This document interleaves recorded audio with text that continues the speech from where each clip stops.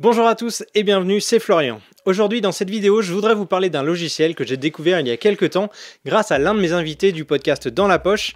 Il s'appelle Guillaume Custer, on en a parlé dans l'épisode du Mojo, le journaliste mobile, et ce logiciel c'est Audio Hijack. C'est le logiciel pour moi idéal pour enregistrer un podcast avec un invité à distance. Alors il y a quelques temps déjà, je vous ai fait une vidéo sur comment enregistrer un podcast à distance en vous présentant plusieurs solutions.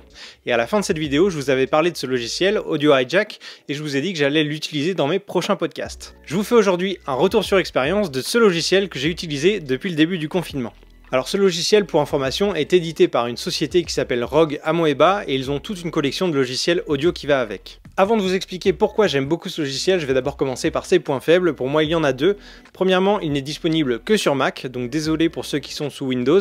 Et deuxièmement, c'est un logiciel payant, donc si vous voulez l'utiliser dans sa version complète, il va falloir débourser environ 60 $. Alors avant de quitter la vidéo, je vais vous expliquer de 1 pourquoi il va vous faire gagner du temps, et 2 pourquoi il n'est pas très cher. Si vous créez des podcasts régulièrement et que vous avez des invités ou un co-animateur à distance, c'est une solution extrêmement pratique pour enregistrer puisque vous aurez une piste audio séparée par personne. Et au-delà d'utiliser comme un logiciel d'enregistrement de podcast, ce logiciel peut servir à énormément de choses, donc je vous invite à aller voir leur site internet pour découvrir toutes les options possibles. Alors pourquoi c'est intéressant dans un podcast d'enregistrer une piste séparée par personne?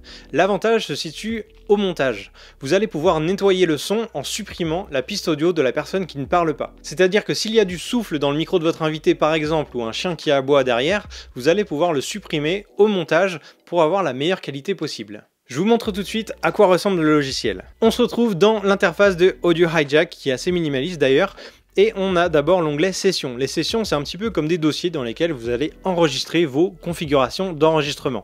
J'en ai créé un pour Dans la Poche, mon podcast, mais on va en créer un ensemble pour que vous voyez à quoi ça ressemble. On va tout de suite dans New Session. D'ailleurs, ça me permet au passage de vous dire que le logiciel est entièrement en anglais. Il n'a pas encore été traduit, donc il va falloir vous familiariser un petit peu avec les mots et les images, par exemple, pour vous habituer au logiciel. Audio Hijack vous propose des templates selon votre utilisation, donc vous allez déjà avoir des sessions de préconfigurées, notamment pour les podcasts ou pour les radios internet, etc. Nous, on va commencer par une session vierge pour démarrer de zéro. On fait Choose et on arrive sur notre session. Alors vous voyez que c'est absolument vide dans l'interface principale. On a un grand rectangle gris et ensuite sur le côté on a tout un tas de petits menus et de sous-menus avec des blocs, ça s'appelle. Les icônes bleues sont des blocs et on va pouvoir les glisser et déposer dans notre interface pour configurer notre enregistrement. On commence en allant tout en haut à droite dans les sources et on va déterminer quels sont nos micros, nos sources d'enregistrement. Donc moi typiquement j'ai mon petit micro USB que j'ai branché à mon ordinateur et je vais glisser donc Input Device sur mon interface. Par défaut il va choisir le micro interne de votre ordinateur, mais vous allez pouvoir cliquer dessus et dire que vous voulez le micro Samson Q2U par exemple et c'est réglé. Deuxièmement, eh bien, c'est le logiciel que vous allez utiliser pour communiquer avec votre invité. Donc vous allez aller dans Source une nouvelle fois, dans le petit bloc Application, et vous allez également le glisser et déposer. En cliquant sur ce bloc, vous allez ainsi pouvoir sélectionner l'application de communication. Typiquement, on va utiliser Skype. Et voilà. Maintenant, on a dit à Audio Hijack qu'on voulait ces deux sources-là. Mais il faut lui dire également comment vous voulez enregistrer vos deux sources. Vous allez donc dans Output, c'est les sorties, et vous allez sélectionner le petit bloc Recorder. Vous allez en glisser deux, vous allez en glisser un pour votre micro et un pour l'application Skype. Donc on a fait deux drag and drop du recorder et vous voyez que par défaut il nous le configure en MP3 et en 256 kilobits par seconde. Avec Audio Hijack, la version payante, vous pouvez sélectionner exactement la qualité que vous souhaitez. Donc en cliquant sur ce petit bloc, vous allez pouvoir choisir si vous voulez du AAC, du MP3, du AIFF, du Wave, enfin tout ce que vous voulez.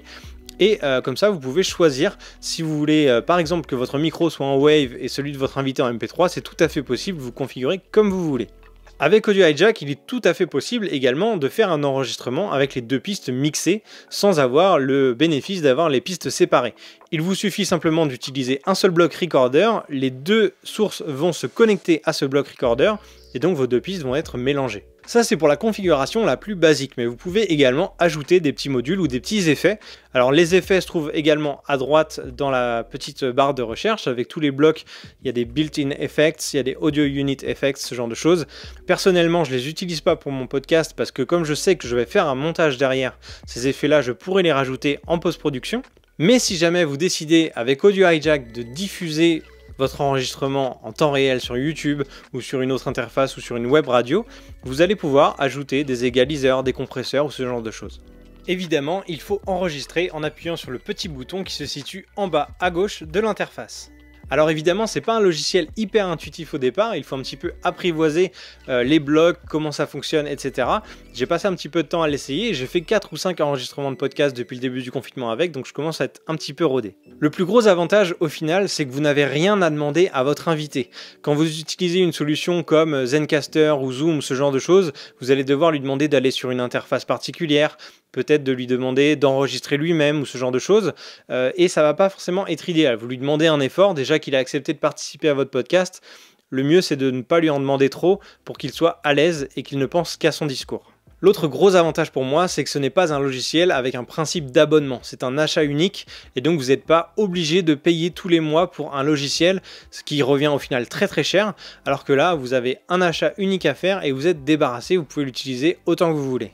Alors j'utilise Audio Hijack depuis peu de temps finalement, j'utilise uniquement pour des podcasts, mais si vous connaissez déjà ce logiciel et si vous l'utilisez pour d'autres usages, laissez-moi en commentaire les différentes façons dont vous l'utilisez pour que je puisse apprendre encore et améliorer mon setup. Voilà, j'espère que cette vidéo vous a plu, n'hésitez pas à laisser un petit like, ça vous prend même pas 2 secondes et ça me permet de savoir que ça vous a intéressé. Également, si vous n'êtes pas encore abonné, le bouton se situe juste ici, donc je vous invite à cliquer dessus et sur la petite cloche pour être averti de la sortie de mes prochaines vidéos. D'ici là, je vous dis à bientôt.